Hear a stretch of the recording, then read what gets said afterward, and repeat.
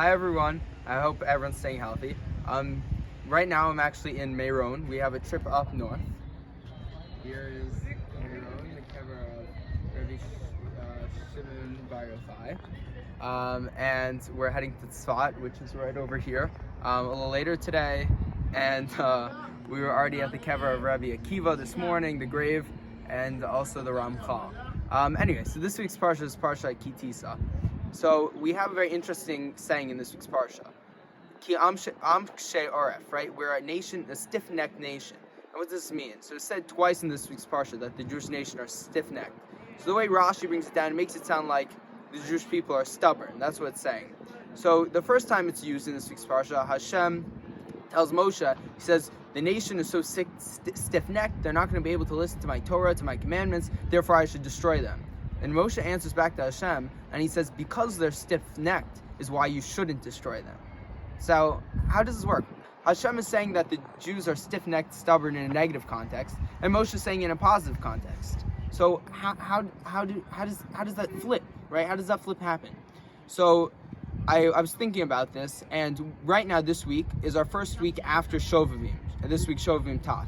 So it's a period of the year, the start of the book of Exodus, Shemot, all the way up to last week, right? So during this time we do a lot of self-reflection, self-control, and working on ourselves. So this time of the year ended last week. But this week we have this message about Am Kshe Oref, right? That we're stiff-necked people.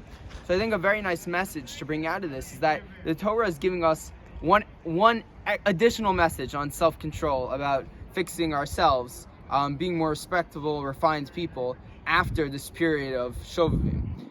And that's that all of our negative attributes, our stubbornness toward negative things, if we really put in enough work to ourselves, we could flip those to positive things. So I said earlier today, I was at the grave of Rabbi Akiva.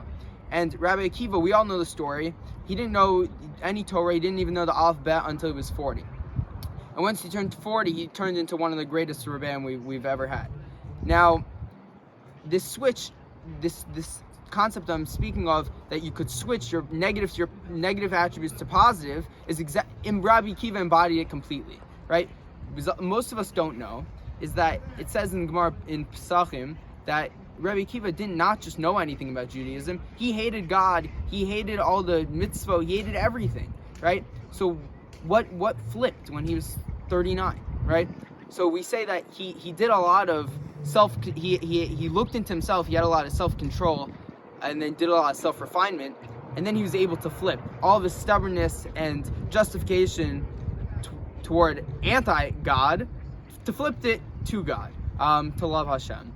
So I give everyone a bracha that we're all able to take any negative stubbornness in our lives, because we are Am Kshe Oref, so we should use our stubbornness for the good and not the bad. Shabbat Shalom. Shabbat Shalom.